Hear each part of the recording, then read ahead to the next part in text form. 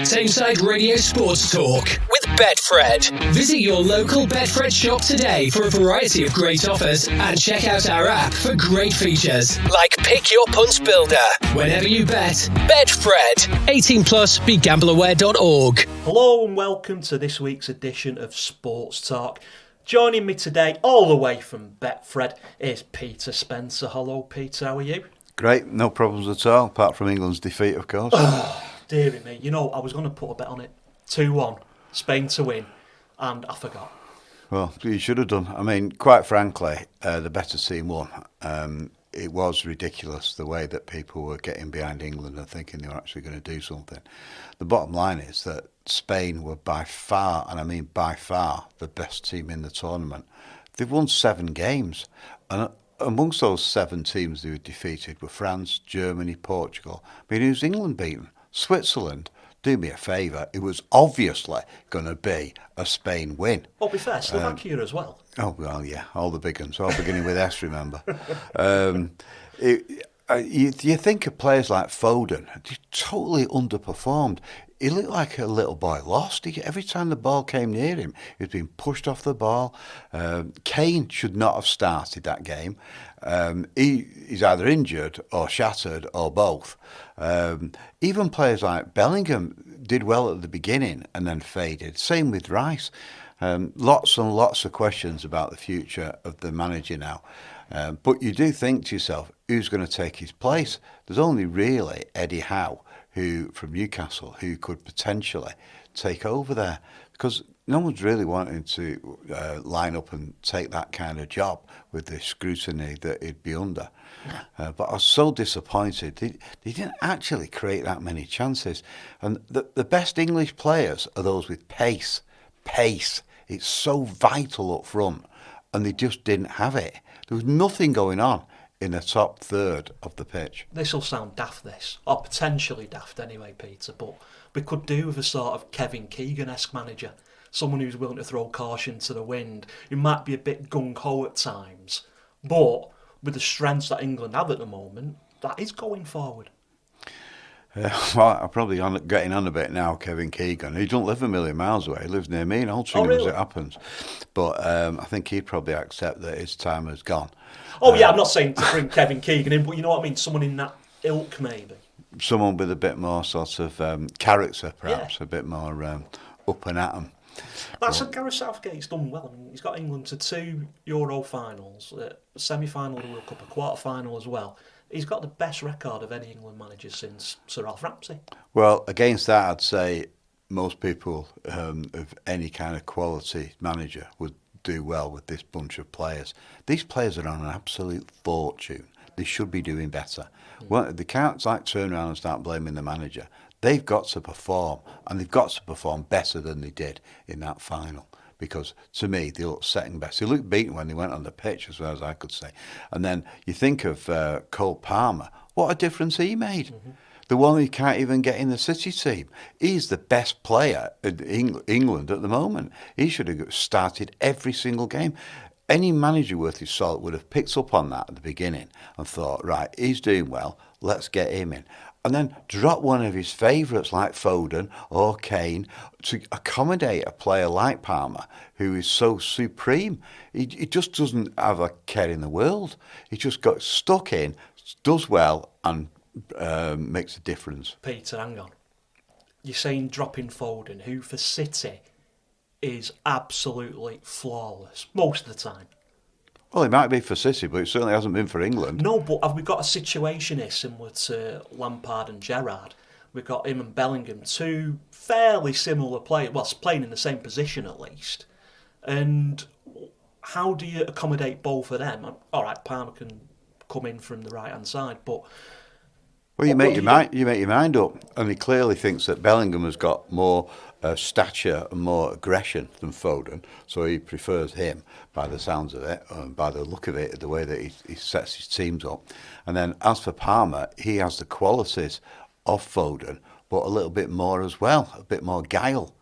Foden will come away from that with a 4 out of 10 in most of the papers. He'll be disappointed. He's been voted the best player in the Premier League, but that's in the Manchester City all-conquering team, not a floundering England team that scrambles its way to the final of the Euros with a very, very, very lucky draw in the best half of the way it panned out, avoiding all the top teams. Do you have any odds yet on whether Gareth Southgate's going to stay on? Or Well, we don't take bets on managers and the futures because it's the boss, Fred Doan, has decided that that's unsavoury matter to be betting on people when they're going to potentially leave the jobs.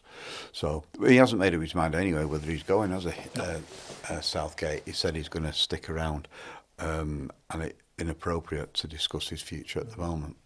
Well, Kobbie Mainoo, he's one of the breakout stars for England. He really did his reputation no harm whatsoever during the Euros, and he ran the show in the FA Cup final. We're nearly onto the new football season, and that starts off with the Community Shield in August, City v United again, and surprisingly, I'd say surprisingly anyway, United are pretty long odds for this. Yeah, well, they were long odds for the FA Cup final, and they turned City over in that game. So on August the 10th, as you say, Community Shield, Betfred have United 5-1 to win that game. City 2-5. City would be out for revenge and be looking to get their season up and rolling again. So they're 2-5 to win that on August the 10th. And then we've got the Premier League season that starts not so long after that. How's things looking for that? Well, City are 6-5 to go on and win it again. Just the fifth time on the bounce. Yeah. Betfred have Arsenal second favourite, 7-4. Liverpool 8-1. Chelsea 12-1. Manchester United 25-1. I mean, that isn't a bad bet because they do seem as if they're making some significant signings and they've got the manager's future secured for the immediate future anyway. Newcastle 25-1. Then we've got Tottenham 33-1 and Aston Villa 66-1. So we think it's going to come from those 8 teams. And then from the Championship to be promoted, Leeds are the favourites 5-4, Burnley 2-1. Then we've got Middlesbrough 7-2, same price as Luton. To win for the 3 promoted teams into the Premier League, it is looking like it'll be Ipswich, Leicester, and Southampton. It'll be 1,000-1 to be to win the title. So basically, we don't think they've got any chance at all. We've heard that before, though. Yeah, but we did with Leicester a few years back, and then it's likely that those will be the 3 favourites for relegation as well, because the way it's panning out now, it seems that the top 3 come up from the Championship, and then they get back down into the Championship because they're relegated. So that's the way Betfred see the new season emerging at this early stage.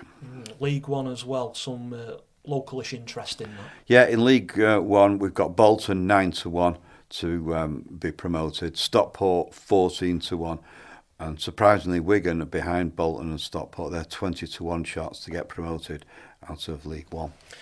Moving on to the Betfred Super League, huge game on Friday night between Wigan and Saints. Wigan came away with a 16-12 win, and I assume the Warriors, they've shortened their odds of winning the Super League. I mean, that was arguably the best Betfred Super League game of the season. It was an absolute storming match. 2 teams going head to head. Saints determined to get some kind of salvation back after a real dire run by their standards. They didn't quite get over the line. The manager or the coach made some dramatic changes in that he dropped Lewis Dodd out of the team. That was quite a momentous decision by him. Lewis Dodd not quite doing the business, and he's heading for Australia at the end of the season in any case. And it didn't seem to disrupt the way that Saints went into that game. And as you rightly point out, the Wigan odds have been cut now to win the Betfred Super League again. They're now 8-11. They are 6 points ahead of Saints at this stage, 4 points ahead of Warrington and Hull KR. and they've got a game in hand. So no surprises there. They're odds on 8-11 to win the Betfred Super League Grand Final. Warrington 8-1. Hull KR 8-1. And Saints still in there at the second favourite, 3-1. And the best of our local teams challenging at the top are Salford in sixth place. They're 33-1 shots. They didn't have the best of weekends, it'd be fair to say, did they? No.